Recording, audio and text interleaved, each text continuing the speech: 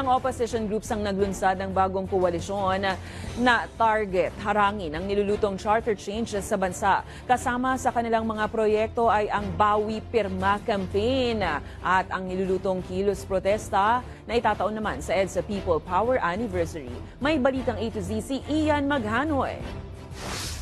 Kung nagawa ng taong bayan pabagsakin ang isang diktadorya, magagawa rin niyang biguin ang charter change. Nagsama-sama ang ilang miyembro ng oposisyon upang tutulan ang charter change, partikular ang People's Initiative o PI. Ayon sa bagong lungsad na No to Chacha Network, plano nilang magkasa ng information drive sa publiko ukol sa nilulutong pag-amyenda sa saligang batas. Kasado na rin ang kanilang Bawi Pirma campaign. Sa ilalim niyan, mas pinadali ang proseso para sa mga individual na nais bawiin ang kanilang pirma na pawang napalagda sa PI kahit hindi ito lubusang nauunawaan. Na-spread out na yan at pwede nilang i-print out yan kung gusto nila. Naipakalat na ng grupo ang withdrawal form at maaari rin itong i-download online. At pirmahan yung gustong bawi pirma, isubmit yan sa COMELEC. Bagay na sinagundahan ng Commission on Elections.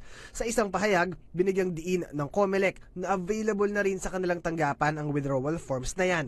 Pero paglilinaw nito, for recording purposes lamang muna ang mga bawi pirma at hindi maituturing bilang isang formal action. Ibig sabihin, ang mga filled out ng PI withdrawal sheets ay matatambak lang sa COMELEC kasabay ng suspensyon ng komisyon sa PI. Dahil dyan, nangako ang grupong titiyakin na magiging parte ang oposisyon sa verification process ng PI. We will ask people to submit it. We will ask COMELEC also to make this the coalition and any other advocates, doesn't have to be this coalition, any other advocate to become a part of the verification process. Kasama rin sa tutol sa charter change si retired Associate Justice Antonio Carpio. Ayon sa kanya, hindi ang pag-aamyenda sa 1987 Constitution ang solusyon sa kahirapan ng Pilipinas.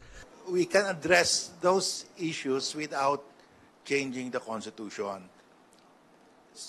The Constitution has nothing to do with the high unemployment here, with the low foreign direct investment, and with the slow growth of the economy. Ikinakasa naman ng grupo ang isang kilos protesta laban sa Chacha sa February 25.